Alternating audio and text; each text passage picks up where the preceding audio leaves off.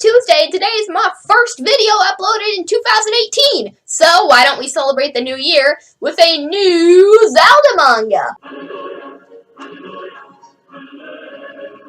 So last time, we finally got done with the Ocarina of Time arc, and now we have moved on to the Majora's Mask arc. And in case you didn't notice, there's actually a background this time. They didn't just take a blurry picture of a wheat field. It's amazing. Also, just looking at this cover, you're probably very confused and are wondering what kind of drugs the authors, as well as the people who made the game that this manga is based off of, you're probably wondering what kind of drugs they were on.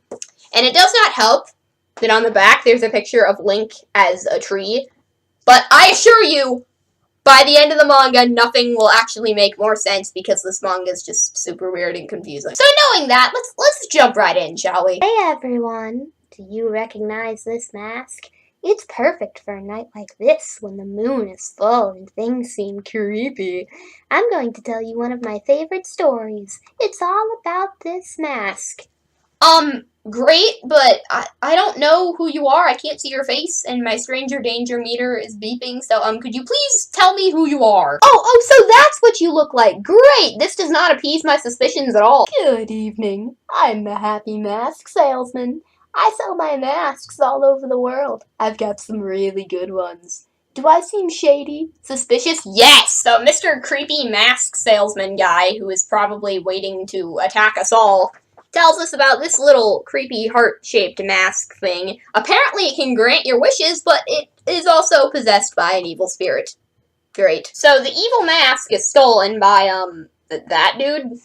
And then, like, everything seems fine. Like, he seems like he's having a grand old time up there, and then, like, his eyes start glowing evilly. And then you know, kids, that the creepy mask guy wasn't lying, even though he really does not look like a trustworthy person. So then we are all of a sudden teleported to Hyrule Field. I don't know where that is, but I mean, Link's here, so it's gotta be okay, I guess. Probably not. So Majora's Mask basically takes place, like, right after Ocarina of Time, and apparently sometime between when Ganondorf turned into Ganon and when Link was sent back in time to his own time by Princess Zelda, Navi just went missing. So now Navi's, like, dead or lost in limbo or something. So now Link has to go off on an adventure to find Navi. Do you think he's gonna find her before the story ends? Spoiler alert, he's not going to. Navi is never going to be seen again, and it kind of infuriates me. This is because after this volume ends, the next volume in the Legend of Zelda manga series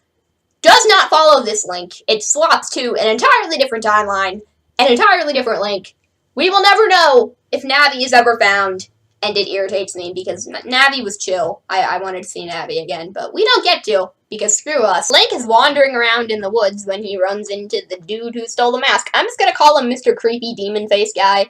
He also has two fairies accompanying him. The lighter colored one is named Tattle, and the darker colored one is named Tail. Get it? Tattletale. Haha. Mr. Creepy Demon Face Guy then steals Link's horse and the Ocarina of Time and runs away. And of course Link chases after him because Ocarina of Time and Zelda and importance and plot convenience, and it's a MacGuffin, and yeah. And as punishment for trying to fight him or whatever, Mr. Creepy Demon Face Guy turns Link into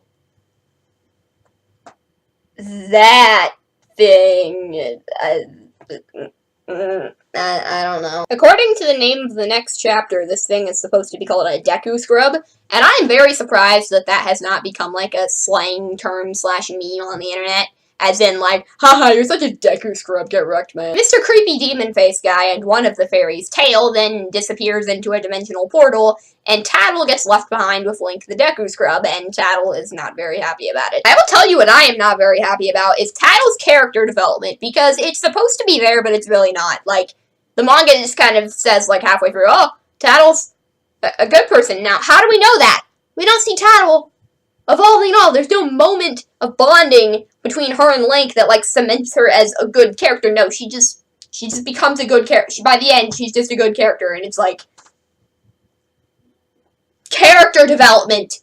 It's not character instantaneous change. It's character development. Tattle then informs Link that Mr. Creepy Demon Face Guy's real name is Skull Kid, which, I mean, That's not any less weirder. And she says that Skull Kid is most likely in a place called Clock Town, so Link tries to go there, but on the way, a sort of psychedelic, trippy moment thing happens, and Link doesn't really understand what's going on. While in Clock Town, Link is accidentally attacked by a dog, and the dog's owner comes up to say that they're sorry for what their dog did, and of course, the dog's owner is an anime girl, because, you know, this is a shonen manga, and you can't have a shonen manga without an anime girl. It occurs to me now that Abby probably doesn't know what a shonen manga is. Basically, it's a manga that is targeted at teenage boys.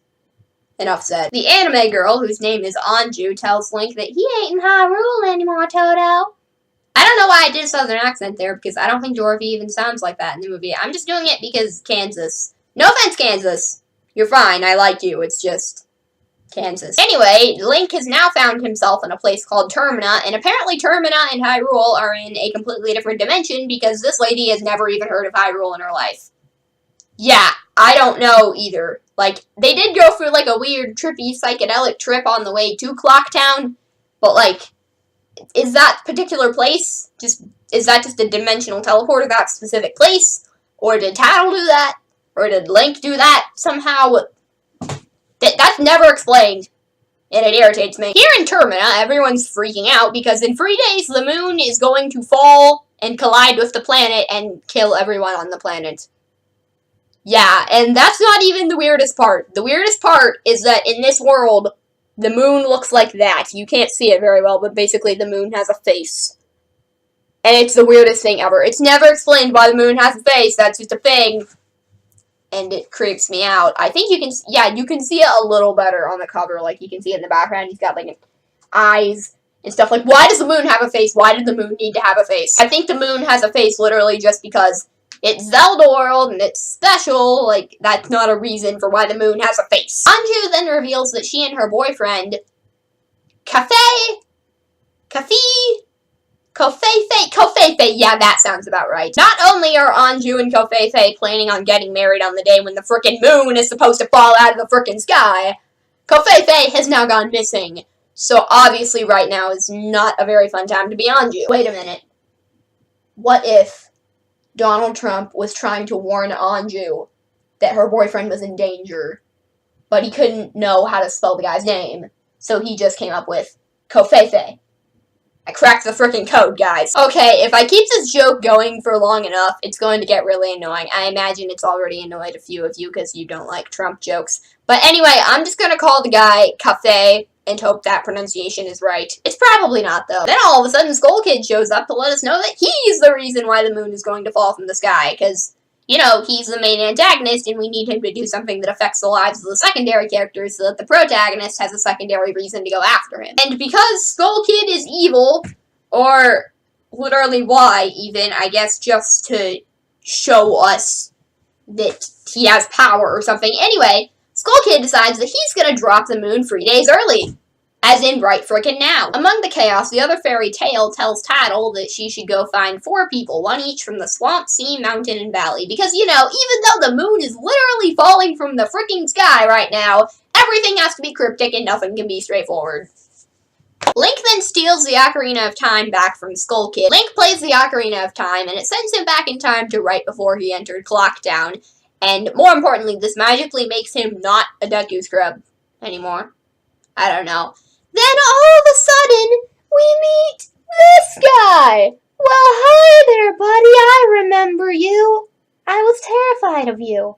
And I still am. I mean, look at that face. To make it worse, this dude even openly admits that he has been stalking a 10-year-old as he wanders through the forest alone. Like, literally. Look right there. It's kind of blurry, but it says, I know it's wrong, but I've been following you ever since the forest.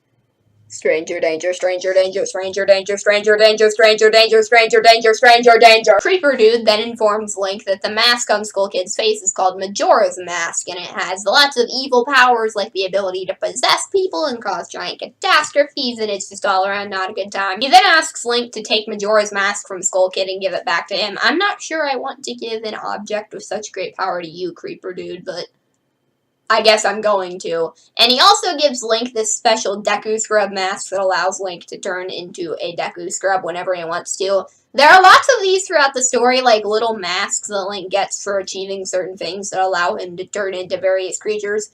But they're overall very irrelevant and probably only interesting as a gameplay mechanic and not as a thing that's featured in a manga like one time for one page. Link and Tattle then head off to the swamp because, you know, following cryptic hints that you don't even know what they're going to do is always a good idea. Like, for all Tattle knows, Tail doesn't see that Skull Kid is insane and wants to actually help him, and gathering these 4 people is so that Tail can perform some sort of satanic ritual to help Skull Kid get stronger. But no, they just assume Tail's a good guy as well.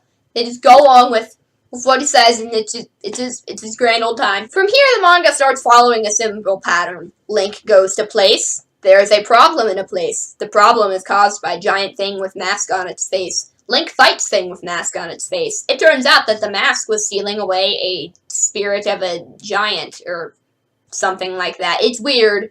Link gets that mask and gains the ability to turn into some creature. Link wins at life. Link goes to next place and repeats cycle again. Although there is one part in the manga where things get really sad for absolutely no reason. So they're in some sort of, like, Deku Scrub kingdom, and, like, the Deku Scrub princess asks Link to put his mask on again, and then she runs off crying, and then I can't get the camera to, like, get it well. But anyway, like, Link asks what's going on, and the guy says, "With that mask on, you look like my deceased son. The princess was in love with him. So sad." My question is, why is that there? That character is never mentioned again. We never learn anything about that dude's son. Why is that line there? I'm pretty sure that line is there specifically just to try and make me feel sad. And that infuriates me. You know why it infuriates me? Because it's working! Also, I would just like to take a moment and point out some of my favorite pieces of art in this manga. For example, the Chapter 5 cover. Some of the chapters have these, like, cover things where they just have, like, a full page art of, like what you're about to see. And I can't move away, finger, there you go. I think this looks cool. And I wanted to show it off, so there you go. I also really like the Chapter 7 cover. I'm not quite sure what I like about it so much. Maybe it's because there's a dude in a dog mask, and that just kind of looks ridiculous, especially because there's Pikachu ears on it. But, like, I just think this looks really nice, and I would not mind having it, like, in a poster version on my wall or something. It just looks nice. Yeah. After Link frees the 4th giant spirit or whatever, it's revealed that the spirits look like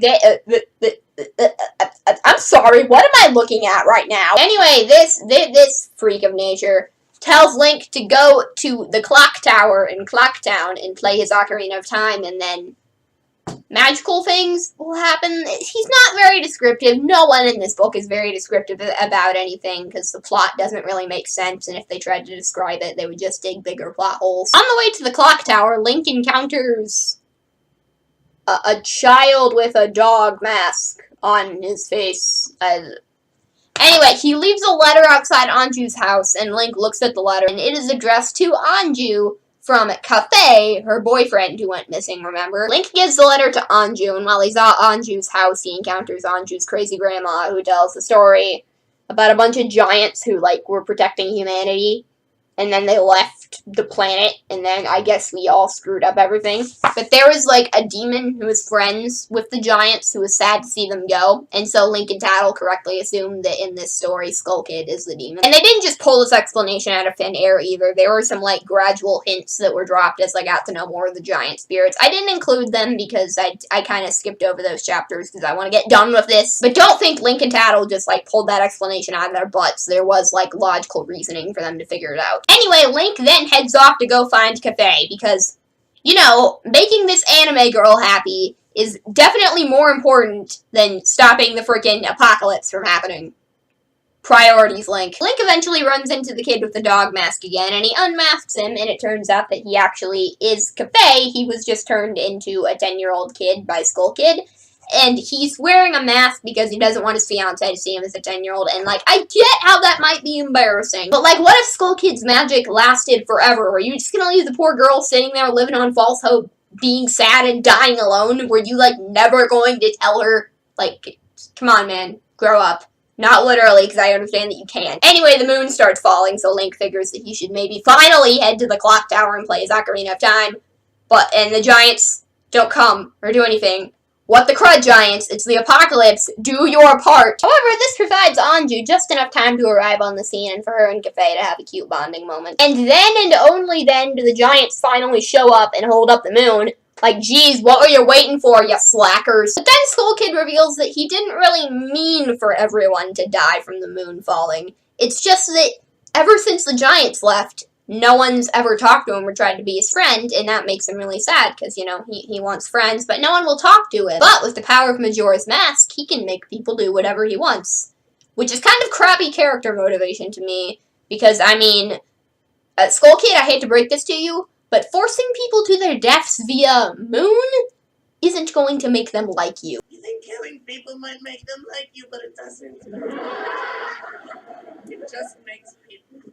I get that, like, what they're maybe trying to say is that, like, the whole moon thing was Majora's Mask taking over and making the decision for itself, but they don't really well explain it, and it kind of just seems like it was Skull Kid making that decision himself. Actually, it's not well explained what is Skull Kid and what is Majora. But then Majora's Mask takes over, and it starts yelling at Skull Kid and telling him that no one would ever want to be his friend because he's garbage, and why am I getting emotional over this? Then Majora's Mask creates a new mask for Link to wear, and then it, like, disappears inside the moon. How many drugs were the people who made this game, and by extension this manga, how many drugs were they taking? Link then decides to put this mask on because, I don't know, he's a Major League idiot, and then all of a sudden, Link just goes Super Saiyan, I guess. I don't even know what's going on anymore. So, apparently this beast is called, Fierce Deity Link.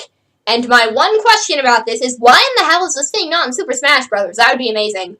Although, granted, people that I like to see in Super Smash Bros. More are Daisy and Waluigi. Get on it, Sakurai! Who am I kidding? Sakurai's not going to put Daisy and Waluigi in Smash. They're determined to make me suffer. What follows is an incredibly trippy fight that, like, goes on for several pages and literally makes no sense. Like, I'm just super confused, this entire thing. There's, like, demons. And now, like, there's, like, the mask has legs. Why does that need to be a thing that exists? I don't know. Anyway, Link hits the mask with his sword and kills it, and then happily ever after to everyone, and everything basically ends with a really, really crappy falling action and conclusion that answers, like, none of my questions. It answers a few of them, but, like, we don't even get to see Cafe turn back into an adult, but we see that, like, Anju and Cafe are getting married, so hopefully Cafe turned back into an adult, or else Anju's gonna be marrying a 12-year-old, but they never show us that, so for all we know, that happened. The creepy mask salesman guy gets his mask back. I'm not sure how I feel about that. But then Anju and Cafe got married, as you saw, and Skull Kid stops being a jerk. Happily ever after. The end. Majora's Mask, everybody. We survived. Although, we still don't understand, like, anything that's happening on this cover. Like, was that even a phase in the boss fight? I think it was. But I'm not sure. Because I was flipping through that boss fight. Because it was straight up nightmare fuel. And I didn't want to look at it for longer than I had to. Abby, we've only got 2 left. For now, anyway. Next up is Oracle of Ages, and I will see you tomorrow.